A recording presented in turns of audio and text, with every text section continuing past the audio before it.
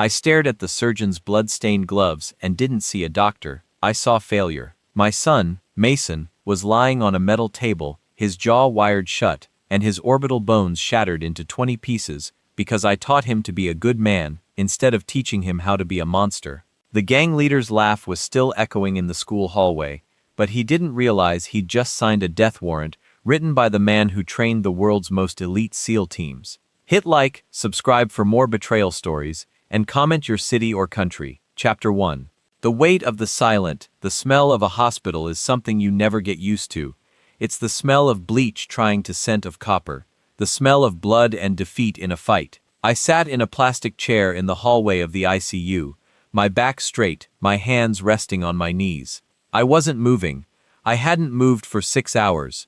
To anyone walking by, I looked like a grieving, broken father in a faded flannel shirt, but inside my head, the instructor was already performing a threat assessment. I am Logan. For 22 years, I didn't exist on paper. I lived in the shadows of Coronado, training men to jump out of planes at 30,000 feet and swim into harbors to dismantle regimes. I taught them how to breathe through the pain, how to wait for the perfect second to strike, and how to eliminate a target without leaving a fingerprint. I was the man the government called when they needed to turn boys into ghosts, but looking through that thick glass at Mason, I felt like a ghost myself. He was 17. He had his mother's kind eyes and my stubborn chin. He wanted to be an architect. He wanted to build things. And now, he was hooked up to a ventilator because 6 kids with brass knuckles and a sense of entitlement decided his sneakers were worth more than his life. Mr. Logan? I didn't turn my head. I recognized the voice. It was Principal Evan. He was a soft-featured man who spent his days worrying about school budgets and peanut allergies. He sat down next to me, smelling of stale coffee and anxiety. "The police are taking statements, Logan," Evan whispered, his voice shaking. "But you have to understand, these boys, especially Hunter, his father is on the city council. They're saying it was a mutual fight. They're saying Mason threw the first punch." I finally turned my eyes toward him. I didn't blink. I've stared down some of the most dangerous insurgents on the planet, and Evan wilted under my gaze in 3 seconds. "A mutual fight?" I asked. My voice was low, like the growl of a distant engine. "My son has a collapsed lung and a grade 3 brain bleed. The boy who did this, Hunter, did he even have a scratch on him?" Evan looked at his shoes. "He has a bruised knuckle. He's claiming self-defense. The school cameras, they were undergoing maintenance in that specific alleyway. I'm sorry. I really am." I stood up. I didn't feel anger. Anger is a luxury for people who don't know how to handle business. I felt a cold, familiar clarity. It was the same feeling I had before a night drop into a hot zone. It was the feeling of a mission beginning. "Go home, Evan," I said quietly. "Logan, please, don't do anything rash. Let the system work," he pleaded. I didn't answer. I walked toward the ICU doors. I needed to see Mason one more time before the father went to sleep and the instructor took over. When I entered the room, the only sound was the rhythmic hiss of the machine breathing for my son. I took his hand. It was cold. I looked at the bruises on his face, the specific pattern of the impact.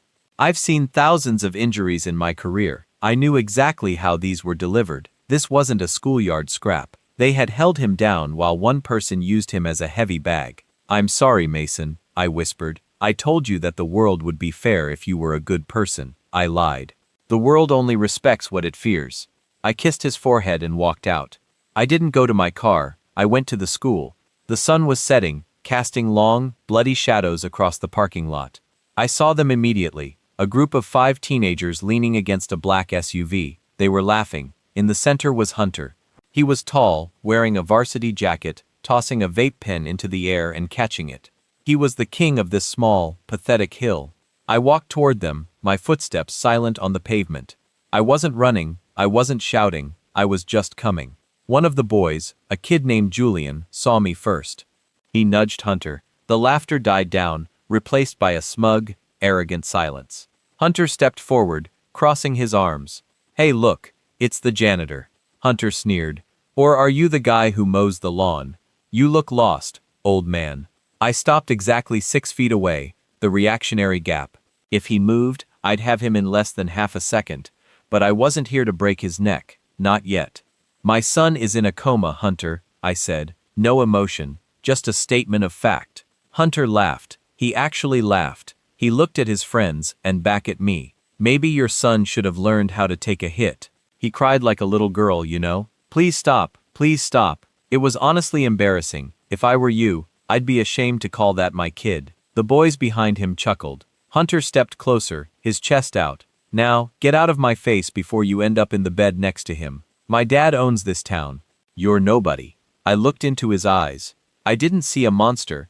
I saw a child playing with fire who had no idea he was standing in a room full of gasoline. I saw the arrogance of a boy who had never met a man who didn't care about his father's money or his city council seat. You think you're a predator, Hunter, I said, my voice barely a whisper. But you've only ever hunted sheep. You have no idea what it's like to encounter something that hunts the things that scare you. Hunter's smile flickered for a second. There was something in my tone, something cold and ancient that made his pupils dilate.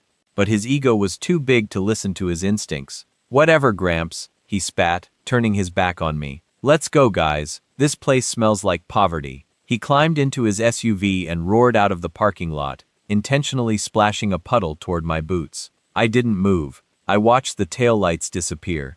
I pulled my phone out of my pocket and dialed the number I hadn't called in 3 years. It was an encrypted line, routed through a server in Zurich.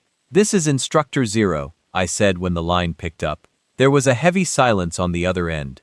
Then a deep, raspy voice replied. Boss, we thought you were dead. Where are you? I'm in a place that needs a lesson in structural demolition, I said, looking up at the school's front doors. I need Blake, Victor, and Grant. Tell them the master class is back in session. And tell them to bring the heavy digital suite. We aren't just going after a gang, we're going after a bloodline. Consider it done, boss. We're wheels up in 20 minutes. I hung up the phone. I looked at my hands. They were steady. For the last few years, I had tried to be Logan, the quiet neighbor who fixed his own porch and paid his taxes on time. I tried to bury the man who knew 40 ways to kill a person with a ballpoint pen, but as I walked back to my truck, I felt the old skin tightening. The world had taken Mason's voice, so I was going to give them mine, and my voice sounds like thunder. The next morning, the sun rose over the city with a mocking brightness. I hadn't slept a single second. I spent the entire night in my garage, sitting on a wooden stool, cleaning a set of specialized surveillance lenses that hadn't seen the light of day since my final op in the Middle East. My hands moved with a muscle memory that felt like a curse. Every click of a spring, every wipe of a cloth, was a silent prayer for the son who was currently fighting for his life 3 miles away. Around 8 a.m., I pulled my truck back into the school parking lot. I didn't want to be here, but in the military, you never engage an enemy until you've mapped the terrain. I needed to see how deep the rot went and who was holding the shovel. As I walked toward the main office, I saw them, the wolf pack. That's what the local kids called Hunter's gang. They were huddled near the trophy cases, leaning against the glass with a sense of ownership that made my skin crawl. Hunter was in the center, sporting a fresh bandage on his hand like a badge of honor. He was holding court, laughing as he reenacted a punch for his friends. I stopped at the office window. I'm here to see the principal, I told the secretary, a woman named Daphne. She looked at me with a mix of pity and genuine fear. He's in a meeting, Mr. Logan, she whispered, her eyes darting toward the hallway where Hunter stood. Maybe you should come back later, or maybe you should just let the police handle it, for your own safety. The police are currently being told what to do by Hunter's father, I said, my voice flat and cold. I'll wait. I turned around and leaned against the counter. I wasn't hiding, I was baiting. In the field, we call this drawing fire, to see where the snipers are hiding. Hunter noticed me almost immediately. He whispered something to his friends, and they started walking over in a staggered formation. Amateur, but aggressive. Hunter stopped 2 feet from me, smelling of cologne and cheap bravado. He looked me up and down, a smug grin plastered on his face. Still here, old man? Hunter asked. He leaned in close, his voice dropping to a hiss. I heard Mason woke up for a second last night. He started crying as soon as he saw the light.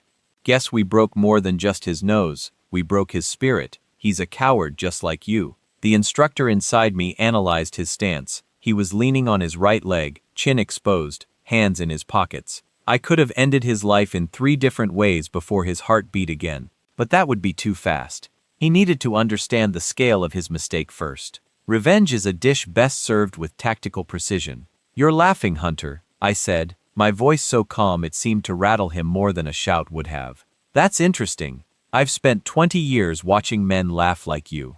Usually they're the ones who break first when the lights go out. Hunter's eyes narrowed. He didn't like the fact that I wasn't flinching. He stepped even closer, trying to use his height to intimidate me. You think you're tough because you have some gray hair? My dad has the chief of police on speed dial. One word from me, and you're in a cell for harassing minors. So, why don't you go back to the hospital and pick out a nice casket for your loser son? One of his friends, a stocky kid named Colin, let out a loud mocking bark of a laugh. Yeah, maybe he can get a discount if he buys two. One for him, and one for his kid. I felt the heat rising in my chest, a roar of fire that wanted to tear through my skin, but I pushed it down into a cold, dark place. I looked past Hunter, straight at the principal's office door. It was cracked open. Principal Evan was watching from the shadows, his face pale. He was terrified of these children because of who their parents were. The system wasn't broken. It was built to protect people like Hunter. I'm not here to fight you, Hunter, I said. I'm here to give you a chance. Go to the police. Tell the truth. Tell them you jumped him 5-1 while he was walking to his car. Do it now, and maybe the fallout won't bury you. Hunter threw his head back and laughed. It was a loud, ugly sound that echoed through the quiet hallway. A chance? You're giving me a chance? Look at you. You're a nobody in a thrift store jacket. You're a ghost, Logan, and ghosts don't give orders to kings. He turned to his crew, his voice booming so the other students could hear. Did you hear that? The janitor is threatening me. I'm so scared I might just go trip over Mason's feeding tube on my way out. They all laughed. It was the sound of pure, unadulterated entitlement. They felt invincible. They had the school, the police, and the town in their pockets. They thought the world was a playground built specifically for them. Just then, the office door fully opened. Evan stepped out, looking like he wanted to vanish into the floorboards. Hunter, get to class, now. Hunter didn't even look at the principal. He kept his eyes on mine. He reached out and tapped my chest with 2 fingers, a gesture of pure disrespect. See you around, Pops. Tell Mason I'll send him some flowers if he lives long enough to smell them. He swaggered away, his group following him like a tail on a dog. They were bumping shoulders, high-fiving, celebrating the fact that they had bullied a grieving father in public. Evan walked over to me, his hands shaking as he adjusted his glasses. Logan, I told you, you're making it worse. Hunter's father, Victor, he's already called the school board. They're looking for any reason to ban you from the property. Please, for your own sake, go home. I looked at Evan. I didn't see a villain, just a coward. And in my experience, cowards are the ones who let evil grow until it becomes a monster. You're right, Evan, I said, stepping toward the exit. I should go home. I have a lot of work to do. You're giving up? Evan asked, a hint of relief in his voice. I stopped at the glass doors and looked back at the trophy case where the wolf pack had just been standing. In my line of work, we don't call it giving up. We call it clearing the kill zone. You should tell your staff to stay late tonight, Evan. The weather is about to change. I walked out into the cool air. My phone buzzed in my pocket. A text message from an unknown encrypted number appeared. It was 3 words. Team is on site. I headed toward a small, nondescript motel on the edge of town. As I pulled into the lot, I saw a black rental SUV with tinted windows. Standing by the door was a man I hadn't seen since a rooftop in Damascus. Blake was tall, lean, and looked like a high-end corporate lawyer, but I'd seen him clear a room of 6 armed men with nothing but a tactical pen. Behind him, the door opened, and Victor and Grant stepped out. Victor was the tech genius, a man who could hack a satellite while taking a nap. Grant was the muscle, a former ranger who moved with the grace of a panther. Instructor, Blake said, snapping a sharp, crisp nod.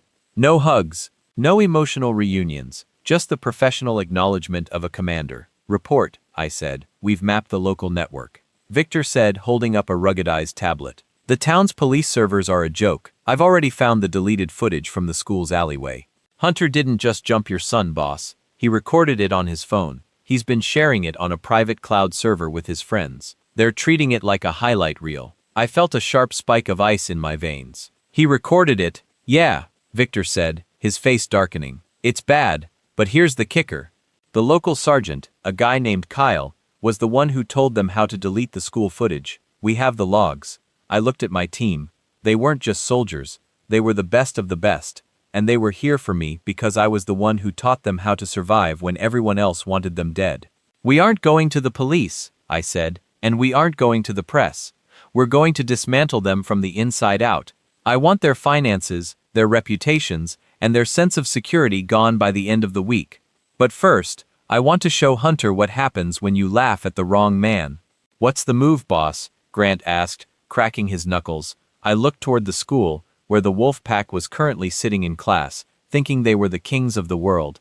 "Tonight," I said, "we start the psychological phase. I want them to feel like they're being watched by something they can't see. I want them to realize that the janitor they mocked has friends they can't even imagine. Let's show them what a real predator looks like." The motel room smelled of gun oil and high-end electronics. Victor had 3 laptops open, his fingers dancing across the keys.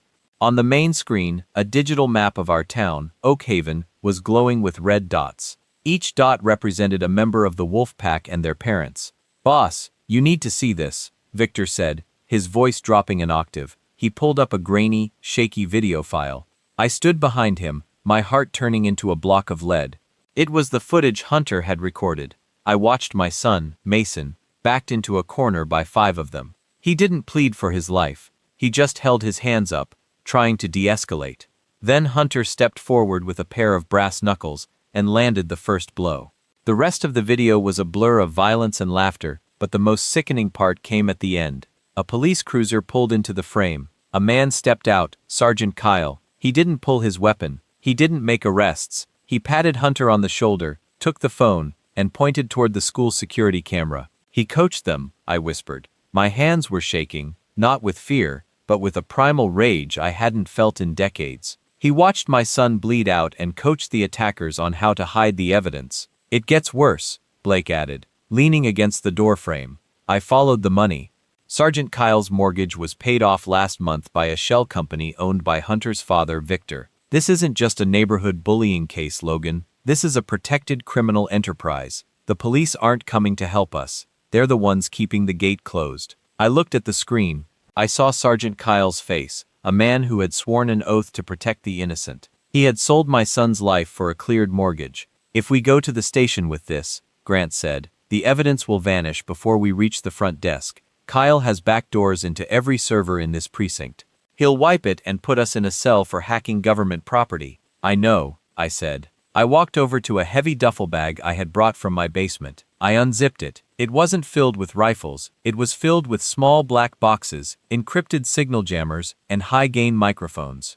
"If the system won't provide justice," I continued, "we will create our own. Grant, I want you to tell Sergeant Kyle I want to know every person he talks to, every bribe he takes, and every drink he pours. Blake, find out where Hunter's father keeps his off-book ledgers.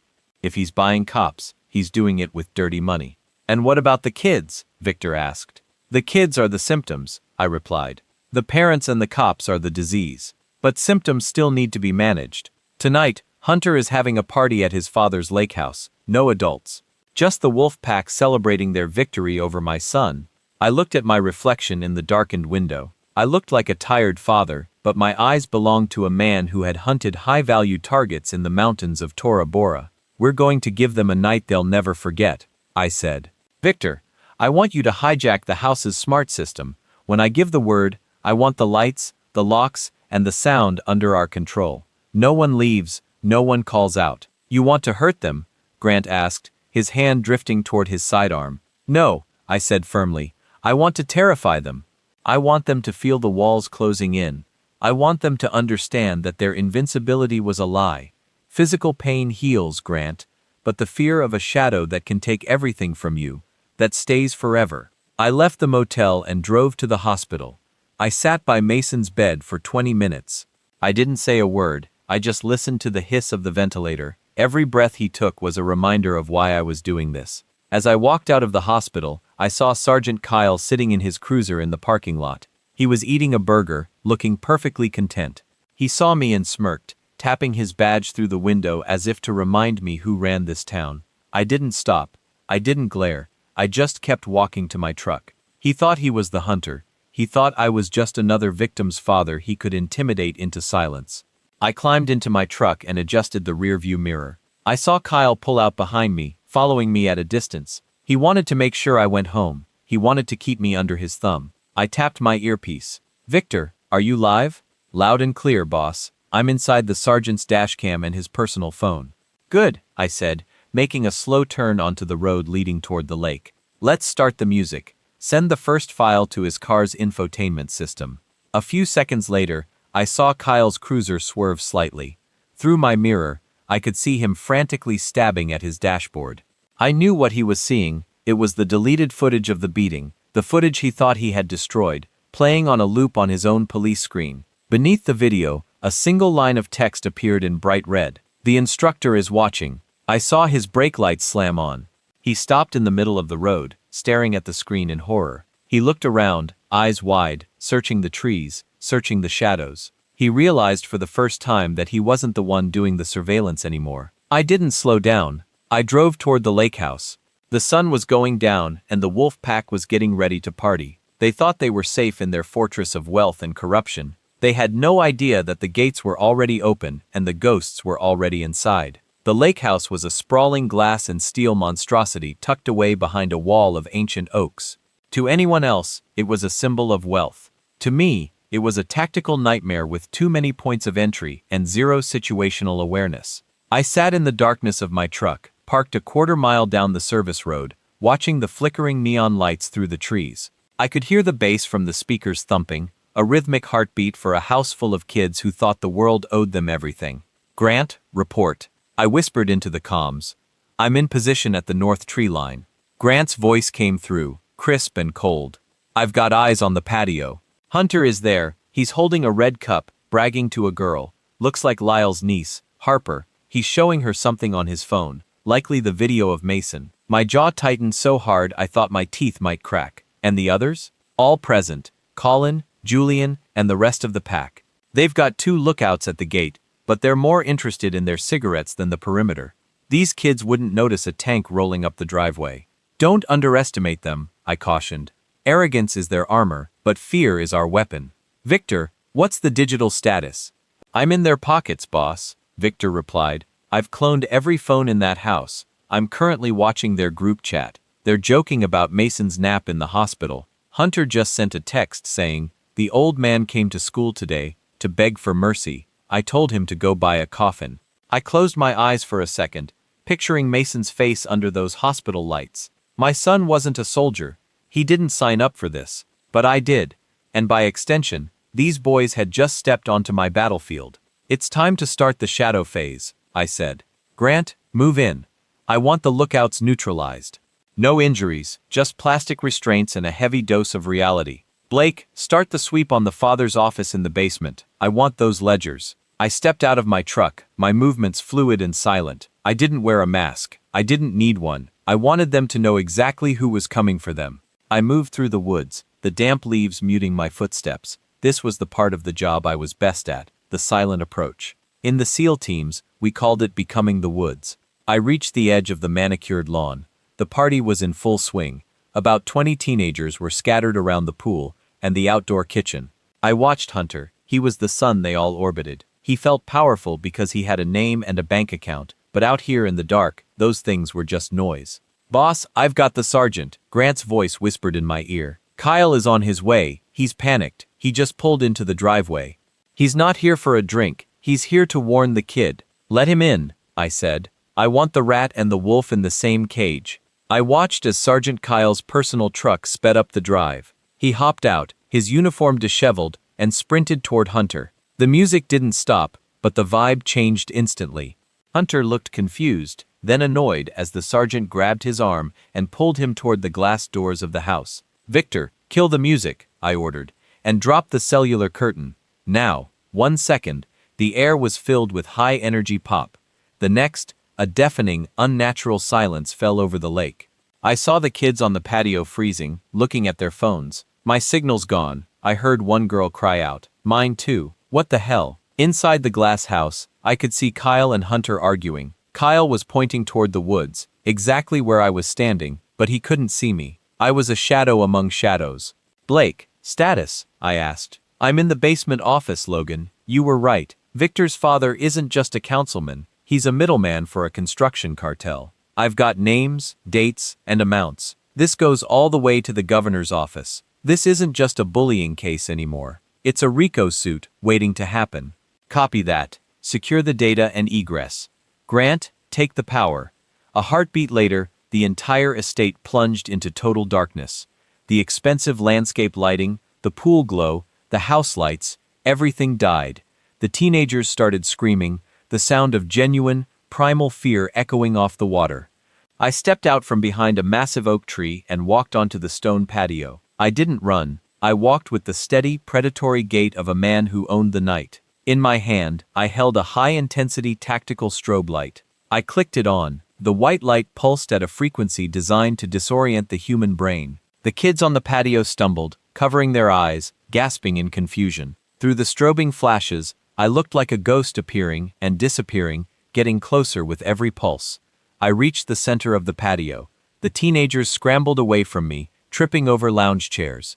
I didn't look at them. I looked through the glass doors at Sergeant Kyle and Hunter. They were staring out, their faces illuminated by the frantic white flashes. Kyle reached for his sidearm. "Don't do it, Kyle," I said, my voice projected through a small loudspeaker on my vest.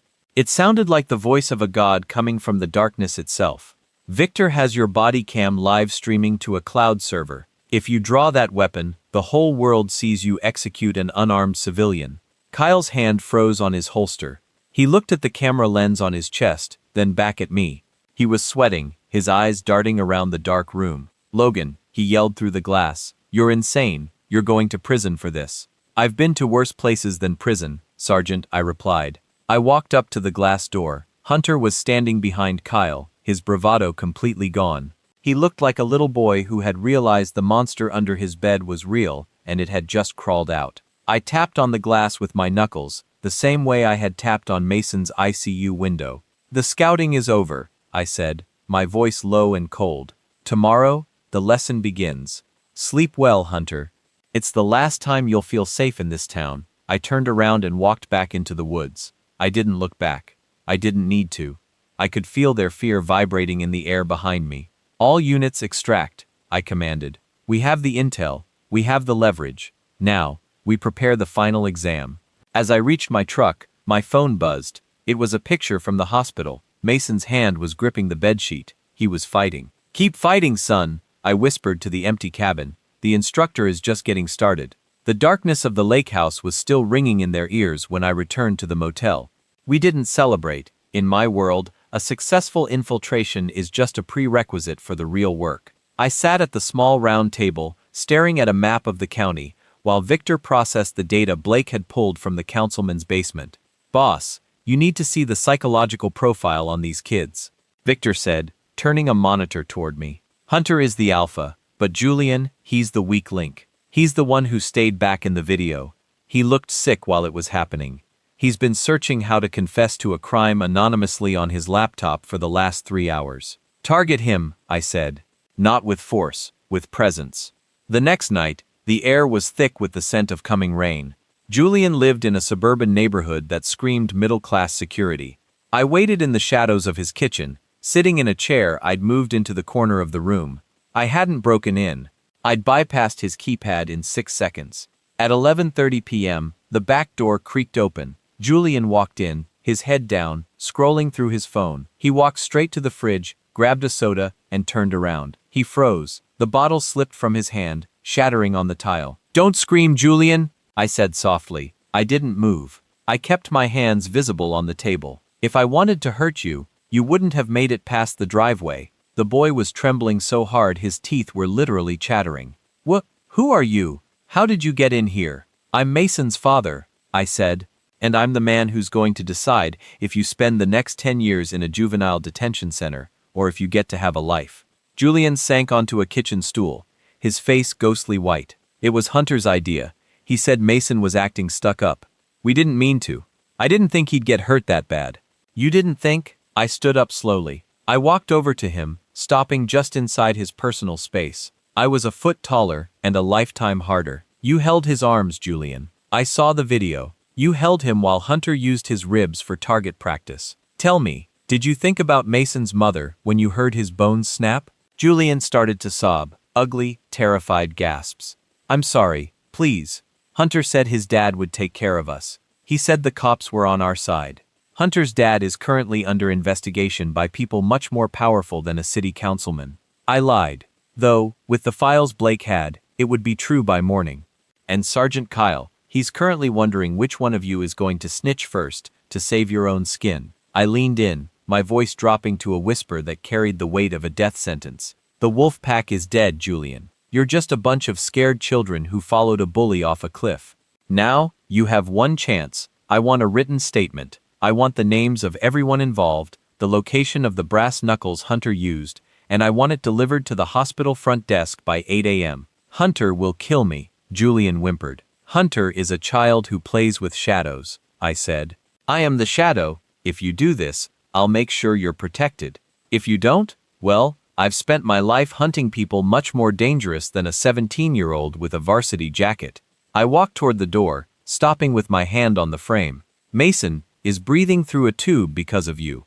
Remember that when you try to sleep tonight. I vanished into the night before he could even look up, but I didn't go back to the motel. I had a second stop to make. I drove to a small, quiet house on the north side of town. The lights were on. This was the home of Layla, my ex-wife.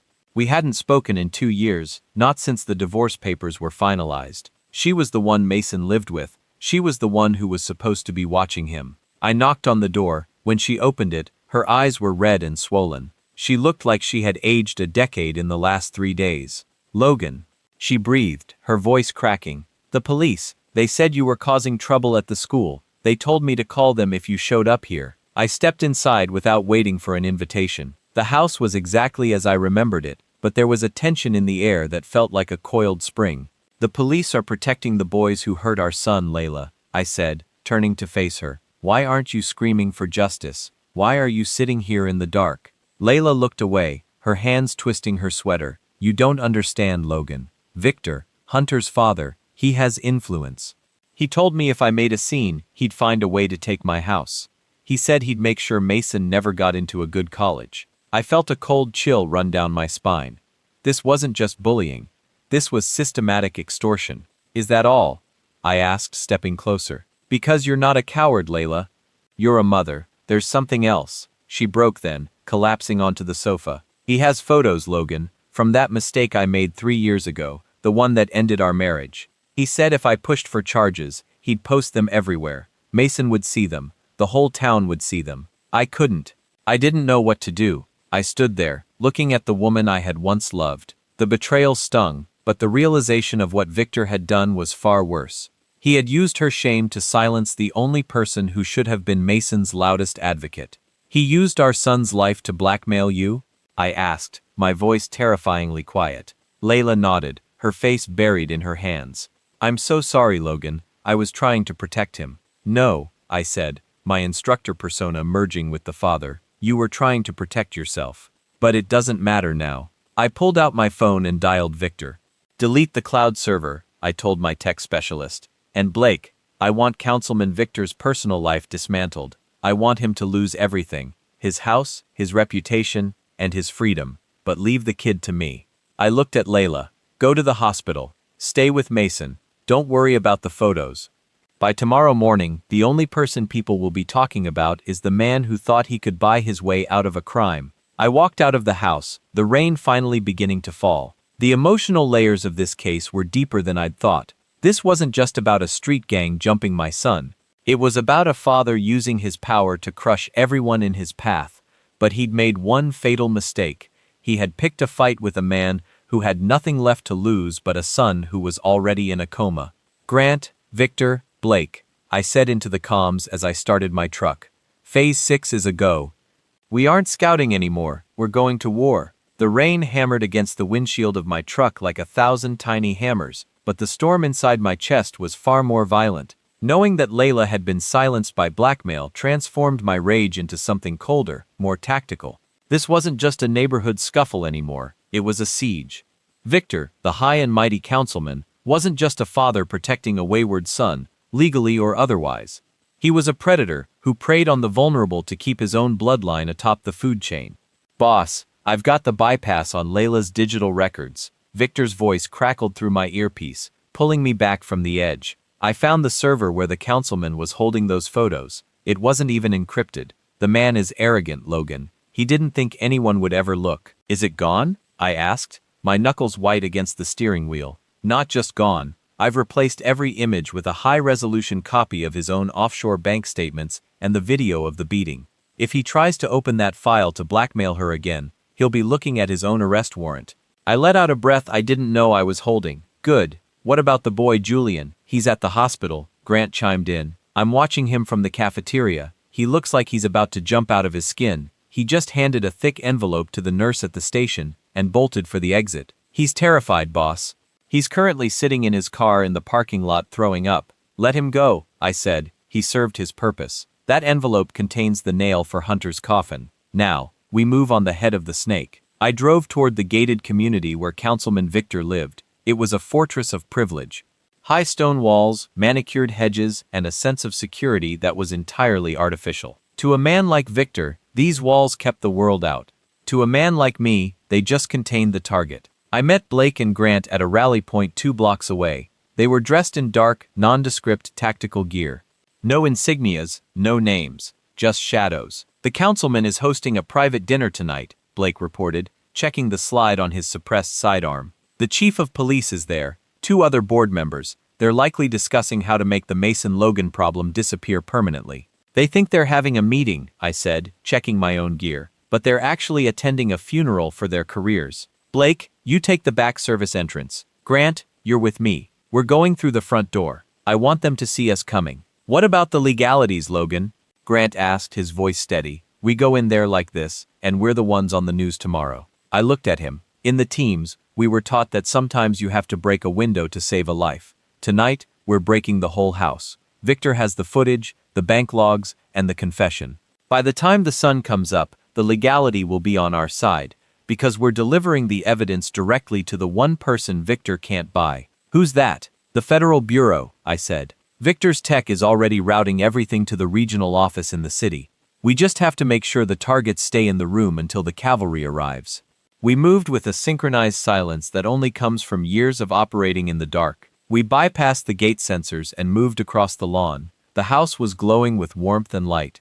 The sounds of clinking glasses and laughter drifting through the rain. It was nauseating. My son was breathing through a machine, and these men were toasted to their own cleverness. I signaled Grant. He cut the main fiber line to the house, plunging the smart locks into a fail-secure mode. Then, I stepped onto the porch and kicked the front door. The heavy oak frame gave way with a splintering crash. The laughter inside stopped instantly. I walked into the grand foyer, the water dripping off my jacket, my face a mask of cold, professional intent. In the dining room, 6 men sat around a mahogany table. Councilman Victor was at the head, a glass of expensive scotch in his hand. He looked up, his face shifting from shock to a sneer and a heartbeat. Logan, he barked, standing up, you've lost your mind. You just committed a felony. Chief, arrest this man. The chief of police, a man with a bloated face and a badge that looked like it was bought at a pawn shop, started to reach for his belt. Don't, I said. The word wasn't a shout, it was a command. Grant stepped in behind me, his weapon held at a low ready. The chief froze. Sit down, Victor, I said, walking toward the table. I pulled out a small tablet and slid it across the mahogany surface. I'm not here to kill you. I'm here to show you your future. Victor looked at the screen. His eyes widened as he saw his offshore accounts, the blackmail files, and finally, the confession Julian had just signed. This is all illegally obtained, Victor hissed, though his hand was shaking. It'll never hold up in court. I'll have your head for this.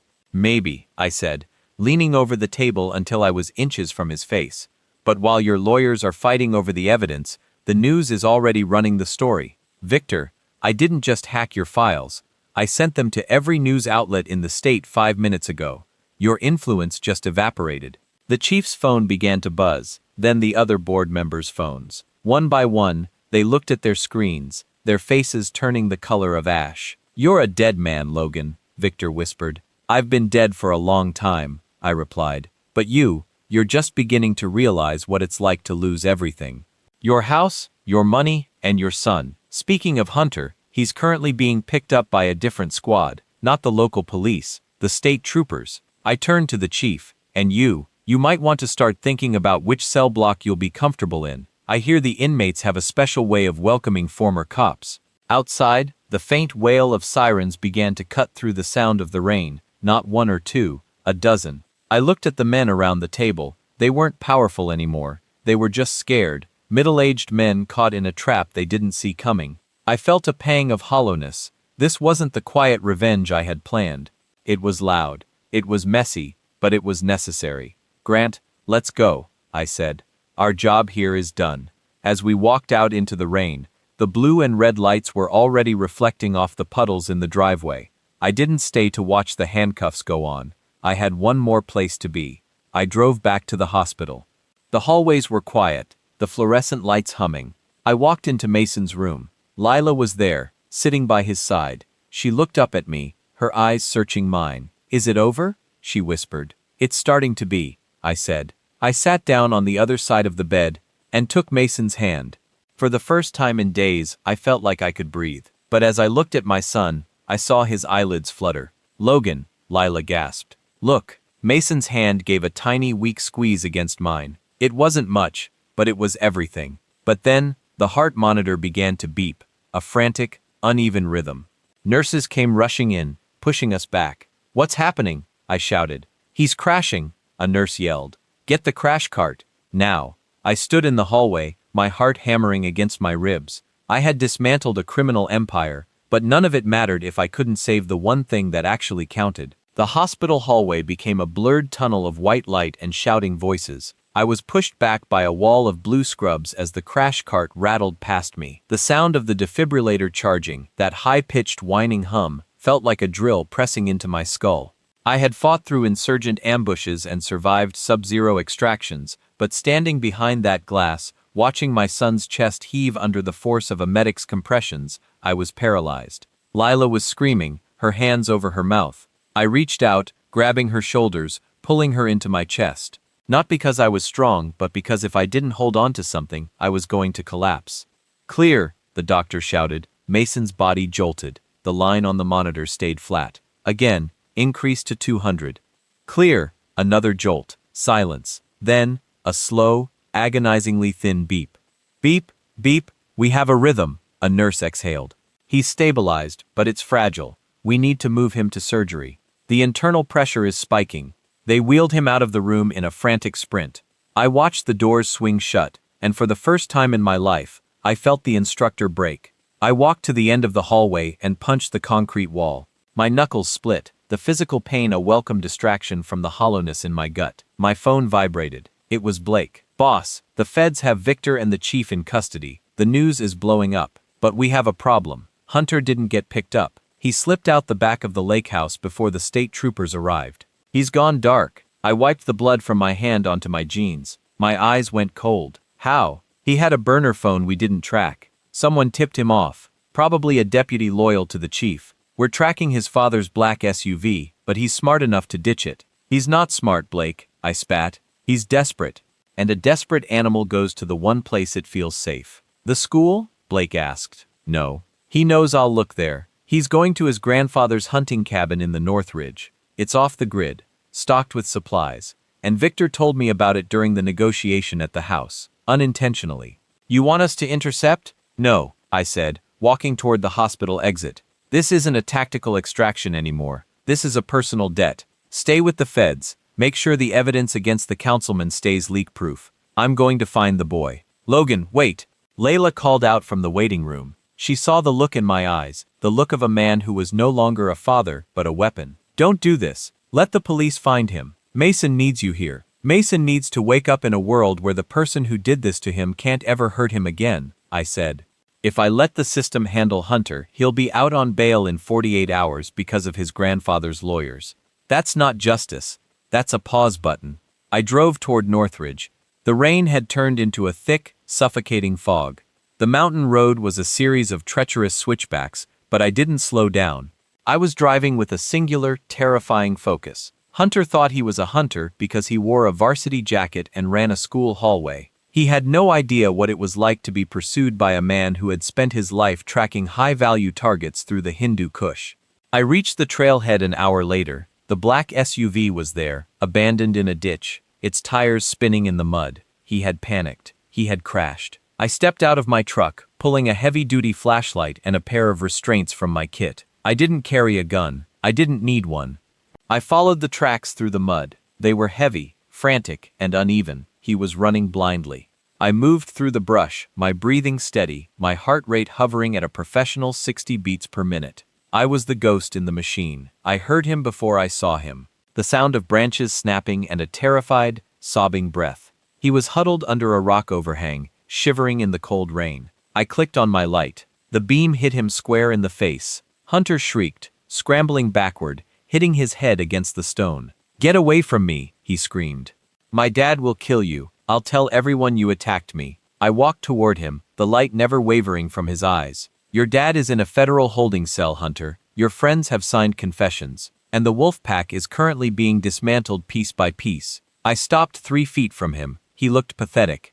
The king of Oakhaven was wet, smelling of mud and fear, clutching a heavy stick like it was a sword. "I didn't mean to do it," he wailed. "It was a joke. We were just having fun." "A joke?" I asked, my voice echoing off the rocks. "My son's heart stopped tonight, Hunter. Is that part of the punchline?" I stepped into the light. I didn't strike him. I didn't even raise my voice. I just looked at him with the same clinical coldness I used when evaluating a failing recruit. "You're going to walk down this mountain," I said. "You're going to walk into that police station, and you're going to tell them exactly what you did. Not because you're sorry, but because you realize that if you don't, I will be the one waiting for you every time the lights go out. Every time you turn a corner. Every time you close your eyes." I leaned in, my shadow swallowing him whole. "I am the man who trains the people you see in movies, Hunter. I am the nightmare that keeps the bad guys awake, and from this second on, I am your shadow." The boy collapsed into the mud, his spirit finally, completely broken. He didn't fight, he didn't argue, he just sobbed. I grabbed him by the collar and hauled him up. "Walk." As we descended the mountain, I saw the lights of the city below. The war was ending. The tactical phase was over. Now, only the healing remained. The walk down the mountain was silent, save for the sound of Hunter's boots dragging through the slush and his ragged, hysterical breathing. He was no longer the arrogant prince of Oakhaven High. He was a broken child, shivering under the weight of a reality he couldn't manipulate with his father's checkbook. I kept one hand on his shoulder, not to guide him, but to remind him that I was still there. Every time he stumbled, I felt the tremors of his fear through my palm. By the time we reached the trailhead, the local authorities were waiting. Not the corrupt deputies under Sergeant Kyle's thumb, but the state troopers and a federal agent Victor had coordinated with. The blue and red lights cut through the fog like a neon scythe. "Logan," one of the troopers shouted, his hand resting on his holster. "Step back from the boy." I stopped. I didn't raise my hands in a panic. I slowly released Hunter's collar and stepped away, letting the boy collapse into the arms of the officers. He didn't look back at me. He just buried his face in his hands, weeping as they clicked the cuffs onto his wrists. It was a small sound, the ratcheting of metal on bone, but it was the sound of the world finally righting itself. "He's all yours," I told the lead trooper. "He has a lot to say about a certain alleyway and a certain sergeant who helped him hide the truth." I didn't wait to give a formal statement. I climbed back into my truck and drove straight to the hospital. My mind was a tactical loop. Hunter was in custody, Victor was being processed by the feds, and the corruption in Oakhaven was being burned out at the root. But the mission wasn't a success until my son walked out of that building. When I reached the ICU, the atmosphere had shifted. The frantic energy of the crash had been replaced by a heavy, clinical stillness. Layla was standing by the window, her silhouette framed by the rising sun. She looked up as I entered, her eyes red, but no longer leaking tears. "He's out of surgery," she whispered. "The doctor said the pressure on his brain has stabilized. He's breathing on his own, Logan." I felt the air leave my lungs in a rush. I sank into the chair next to Mason's bed and put my head in my hands. The instructor finally retreated, leaving only the father behind. The callous, lethal part of me that had spent the last 72 hours hunting shadows finally began to go dormant. "I saw the news," Layla said softly, sitting on the edge of the bed. "The chief of police was arrested an hour ago. And the councilman? They're saying he's involved in some kind of massive racketeering case." "How did you do it?" "I didn't," I said, looking at Mason's pale face. "The truth did it. I just made sure it didn't get buried." The next few hours were a blur of doctors and paperwork, but as the afternoon sun hit the hospital room floor, Mason's hand moved again. This time, it wasn't a reflex. His eyes fluttered open, squinting against the light. "Dad." His voice was a dry, raspy ghost of itself. I leaned forward, my heart hammering. "I'm here, Mason. I'm right here." He looked at me, then at the bandages on his arms, then back at me. A flash of memory seemed to cross his face. The alleyway, the laughter, the pain. His eyes filled with a sudden, sharp fear. "Hunter," he said. "Hunter is gone, son," I said, my voice firm and steady. "He's never going to touch you again. Not him, not his friends, not his father. It's over." Mason closed his eyes, a single tear tracking through the bruising on his cheek. I thought nobody saw." "I saw," I whispered, "and I made sure everyone else saw too." He drifted back into a natural sleep, not a coma, just a deep, healing rest. I stood up and walked to the door, where Blake and Grant were waiting in the hallway. They looked like ordinary men now, their tactical gear replaced by casual jackets, but their eyes were still sharp. "The cleanup is almost finished, boss," Blake said. "Victor has the data from the sergeant's home computer. It turns out Kyle was keeping a black book of every bribe he took. He was planning on blackmailing the councilman himself one day. The feds are having a field day with it." "And the other boys?" I asked. "Julian's statement opened the floodgates," Grant added. "Colin and the others are being picked up as we speak. No bail. The judge is the one Victor tried to have replaced last year. She's not in a forgiving mood." I nodded. The tactical extraction of the wolf pack from the community was complete. We had removed the cancer without killing the patient. "Go home, guys," I said, shaking their hands. "I'll handle the rest." "What's the rest, Logan?" Grant asked. I looked back through the glass at my son. "The rest is being a father, and making sure that when he wakes up, he doesn't just feel safe. He feels proud." I watched my team walk away, disappearing into the normal, everyday crowd of the hospital. They were ghosts again, and soon, I would be too. But as I turned back to the room, I noticed a man standing at the end of the hall. It was Sergeant Kyle. He wasn't in uniform. He was in handcuffs, being led toward the elevator by two grim-faced state troopers. He saw me. For a second, the old arrogance flared in his eyes, a look that said he'd find a way out of this. I didn't say a word. I just raised my hand and pointed to the camera in the corner of the ceiling. The color drained from his face. He remembered the message on his dashboard. "The instructor is watching." He looked down at his feet as the elevator doors closed. He was no longer a hunter. He was just another target that had been neutralized by a man who knew exactly where to strike. I walked back into Mason's room and pulled the chair closer to his bed. I had spent my life teaching men how to survive the worst the world had to offer. Now, I was going to spend my life making sure my son lived in the best of it. 3 days after Hunter's arrest, Oak Haven turned into a war zone of headlines. The morning news was a parade of suits being led out in cuffs, city officials, officers, board members. The illusion of control shattered overnight. For the first time in years, the town wasn't afraid of those men anymore. They were afraid of the truth.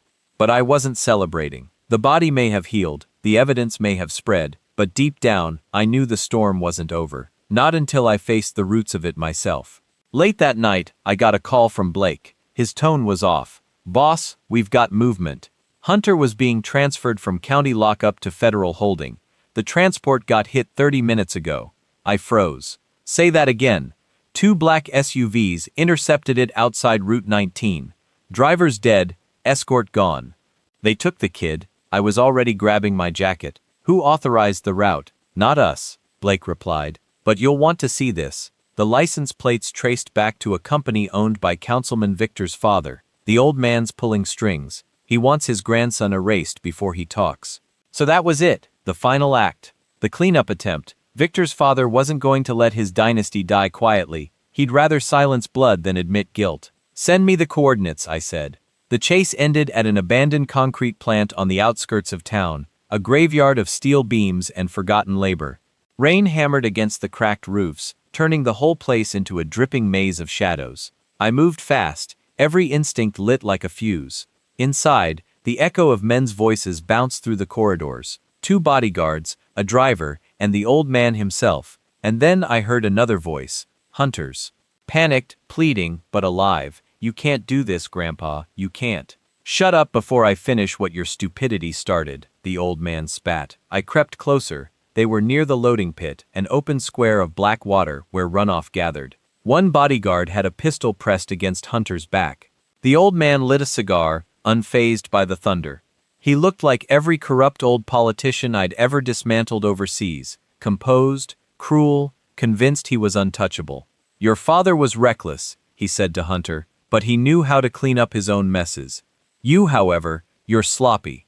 You've endangered everything we built. Hunter was shaking, hands bound, rain plastering his hair to his forehead. I didn't mean to, I swear.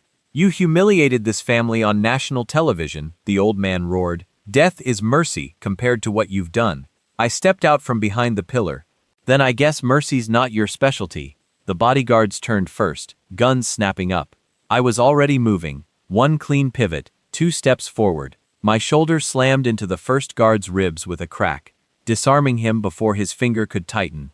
The second reached for his holster. I swept his leg, twisted his wrist, and pinned his head to the cold concrete. Less than 4 seconds, 2 neutralized. The old man staggered back, pointing his pistol at me with a trembling hand. His voice broke. You don't understand what you're doing, Logan. You destroy me. You destroy this city. Everything runs through me. You mistook control for creation, I said. My tone was calm, surgical. You didn't build this city. You infected it. You think you're any better, he shouted, his voice unraveling. You're a killer. You train killers. Men like you create violence and then act shocked when it's staring back at you. For a moment, the words landed like a bullet. He wasn't wrong. I had spent decades teaching men to become efficient, untraceable ghosts. Maybe some part of that knowledge had trickled into this place, filtered down through money and power, until it landed in the fists of boys like Hunter. But the difference was simple. I had taught men to fight for something. This family fought against anything that reminded them they could lose. Hunter was still shaking on his knees, staring at me like I was both salvation and damnation. I didn't want this, he gasped. I took a slow step forward. You thought pain was entertainment, now you see what real pain looks like. It doesn't scream, it endures. The old man's finger twitched on the trigger. I didn't flinch. Go ahead, I said quietly. Shoot, but the moment you do, those files go public. Not the filtered ones, the full ones. Every offshore account, every hidden name you bribed, the girl you paid off after your son's car accident, the missing scholarship funds, everything. Because unlike you, I always have an exit plan. His face went white. The gun wavered, then dropped, hitting the floor with a hollow clatter. You think this ends here? He murmured. No, I said. It ends everywhere your influence touches. Sirens began to scream in the distance. State Patrol. Blake's timing was perfect. I turned to leave. As I passed Hunter, I stopped just long enough to say, you get one chance to become better than the men who raised you. If you waste it, the next time you see me, I won't be here to talk. Outside, the rain eased into a fine mist. I could see the flash of blue and white lights through the skeletal ribs of the factory. I didn't wait to be thanked. The feds would handle the cleanup. My mission was over. Driving back toward the city, the fog began to lift over the water towers. For the first time in days, the world felt still. When I walked into the hospital, Mason was awake, weak but upright, watching the sunrise through the window. He turned when he saw me. You look tired. Been a long week, I said with a faint smile. Layla was asleep in the chair beside him. Mason's voice was soft when he spoke again. Did you do it? Did they get what they deserved? I sat on the edge of the bed, meeting his tired eyes. Justice isn't always about punishment. Sometimes it's about teaching people what fear feels like when they think they're untouchable. He nodded slowly, and for the first time since the attack, his expression softened. Then I guess you taught them. I looked out the window as the sunlight broke through the rain. Yeah, I murmured. Lesson learned. 2 months passed, yet Oak Haven still buzzed like a power line struck by a storm. The once untouchable names that had ruled this town now scrolled across every national headline. Arrests, trials, resignations. Councilman Victor's dynasty was finished, dismantled not by politics, but by truth. Sergeant Kyle's trial became the symbol of everything rotten in that small-town system. His recorded conversations, his deleted evidence, his smirks captured on video, all of it played in a courtroom full of reporters. And there, in the witness box, sat Julian, trembling but honest. Hunter testified last. He didn't plead innocence. He didn't look to his lawyers. He just said, I hurt someone who didn't deserve it, because I thought no one could touch me, but someone did. Then he looked at me, only for a second, but I saw it, the first genuine regret of his life. The judge handed down an 8-year sentence. It might have seemed light to some, but I didn't react. The real punishment was already living inside his mind. Fear, guilt, memories that would never fade with time. Those things don't come with an expiration date. By the time the verdict was read, the hospital corridors no longer carried the scent of suffering. Mason was finally back home. His movements were slow and deliberate, but there was strength returning to them. Every now and then, I'd notice him staring out the window the exact way I used to, as though he were still scanning the horizon for shadows that weren't really there anymore. That night, the three of us, myself, Layla, and Mason, sat together on the porch. The crickets sang loudly around us, and the air still held that heavy scent of damp earth. Mason broke the quiet, and I could hear that old spark returning to his voice. "Dad, you could have just let the police deal with it," he said. "I could have," I replied softly. "But sometimes stepping back is exactly how evil gets away with everything, and I refuse to let that be the world I taught you to accept." Layla reached over and placed her hand gently on mine. There was still guilt in her eyes, but it had softened now, the sharp edges worn smooth.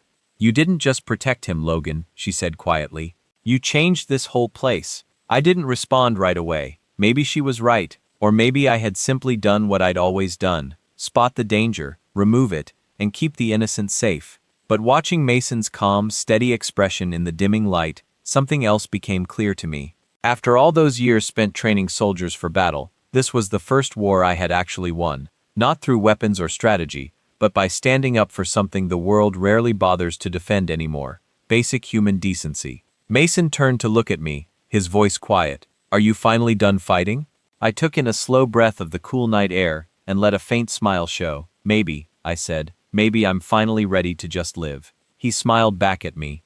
The porch light flickered gently, fireflies drifted lazily among the trees, and for the first time since that terrible night behind the school, peace had finally found its way back to us. Before heading inside, I let my gaze drift toward the distant hills where the old concrete plant used to stand, silent now, empty.